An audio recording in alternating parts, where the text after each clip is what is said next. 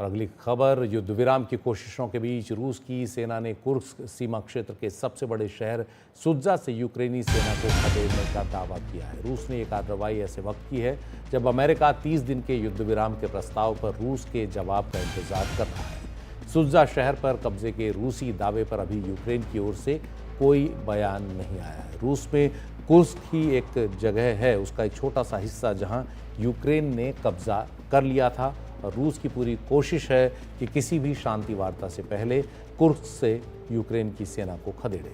हमारे सहयोगी उमा शंकर सिंह हमारे साथ हैं। उमा, रूस की पूरी कोशिश यही होगी कि शांति वार्ता इससे पहले कि शुरू हो, कुर्स्क से वो कम से कम यूक्रेन को बाहर निकाल दे, ताकि जब टेबल पर बातचीत की बात आए तो उसे किसी तरह का मोल भाव अपनी ज़मीन पर न करना पड़े।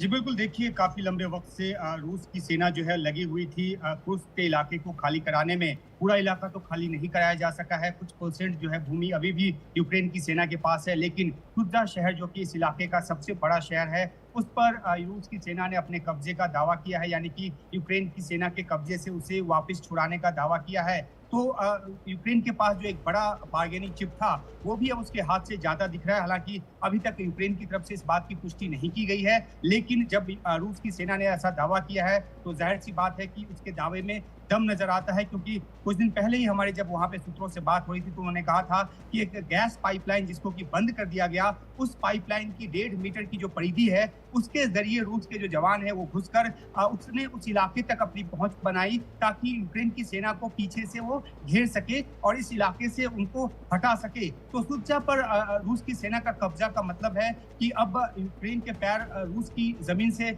उखड़ने लगे हैं। और इस बीच ये भी है कि स्टीव विटकॉफ जो है उनका जो विमान है वो मॉस्को उतर चुका है। यूक्रेन और अमेरिका के बीच जो सऊदी अरब में बातचीत हुई, उसके बाद अगले चरण के तौर पे विटकॉफ जो है वो मॉस्को पहुंचे हैं और वहीं ज़खरोवा का ये बयान आया है रूस विदेश मंत्रालय से कि वो बातचीत को लेकर ओपन है। तो आपने ये सही कहा कि रूस ये चाहता है कि किसी भी समझौते से पहले, किसी भी सीज फायर से पहले उसकी अपनी जमीन तो खाली हुई, साथ ही साथ वो सुमी के इलाके में जो कि यूक्रेन का इलाका है वहां जितनी ज्यादा से ज्यादा पैठ बढ़ा सके, जितना अंदर तक वो घुस सके। और अगर वो फ्रीज लाइन बन जाएगा, अगर उस इलाके को वहां पे अगर जो फ्रंट लाइन है वो फ्रीज कर दिया जाएगा तो एक जो बफर जोन के तौर पे काम करेगा रूस के लिए। तो रूस अपनी सैन्य रणनीति के साथ साथ जो कूटनीति है उस पर भी आगे बढ़ रहा है, अमेरिका के साथ बात करने को भी तैयार है और दूसरी तरफ अपनी सैन्य कार्रवाई को कुर्स्क में खासतौर पे अंजाम दे रहा है।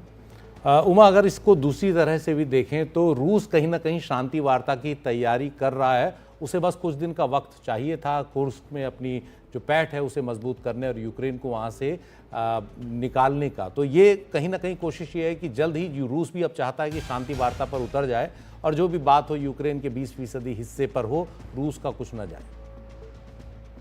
जी देखिए, जो 30 दिनों के अंतरिम युद्ध विराम की बात हुई है जिस पर कि यूक्रेन ने सहमति जताई है अमेरिका के साथ, अब उस प्रपोजल को लेकर अमेरिका जो है वो मॉस्को पहुंचा है। लेकिन रूस की तरफ से जिस तरह का जो रवैया दिखाया गया है जिसमें वो ये चाहता है कि जो इलाके उसने एनेक्स कर लिया है उससे वो वापस नहीं जाएगा, और बल्कि उस इलाके में यानी कि यूक्रेन के उस इलाके में यूक्रेनी सेना अगर है भी उस एनेक्स इलाके में किसी पॉकेट में तो वो भी वहां से बाहर निकल जाए। तो अगर ऐसी शर्तों के साथ जो रूस सामने आता है तो फिर बात ये देखने को होगी कि क्या यूक्रेन उन शर्तों के साथ 30 दिनों के युद्ध विराम के लिए तैयार होता है। हालांकि ये बात सच है कि यूक्रेन के पास बहुत ज्यादा कार्ड नहीं है, जैसा कि राष्ट्रपति ट्रंप भी कह चुके हैं, लेकिन यूरोप के साथ के जरिए यूक्रेन अभी भी एक मजबूत जो फ्रंट है वो देने की कोशिश कर रहा है। लेकिन ये काफी कुछ इस बातचीत पर निर्भर करेगा कि रूस की तरफ से किस तरह की शर्त मानी जाती है, क्योंकि वो सिर्फ 30 दिनों के युद्ध विराम के लिए तैयार नहीं है, वो चाहता है कि एक लॉन्ग लास्टिंग पीस हो जिसमें रूस की सुरक्षा सुनिश्चित हो। नेटो जैसी तो बात पहले ही वो नकार चुका है और ऐसी भी किसी सूरत हाल वो नहीं चाहता कि कल को आकर फिर से उसके दरवाजे पर कोई खतरा दस्तक दे। तो यूक्रेन भी शांति चाहता है, रूस भी शांति चाहता है, लेकिन दोनों के शर्त अपने अपने हैं। अब एक कॉमन मीटिंग ग्राउंड जो है क्या अमेरिका ढूंढ पाने में कामयाब होता है, इस पर निगाह बनी रहेगी। जी बहुत बहुत शुक्रिया उमा। तो कोई भी शांति वार्ता होती है तो उसमें यूक्रेन को काफ़ी कुछ नुकसान होगा। उसका 20% इलाका रूस के कब्ज़े में है। रूस का बड़ा इलाका जो उसके कब्ज़े में था वो भी उसके हाथ से निकल रहा है और अमेरिका के साथ वो मिनरल डील भी साइन कर रहा है। तो ये यूक्रेन के लिए चिंता की ही बात है।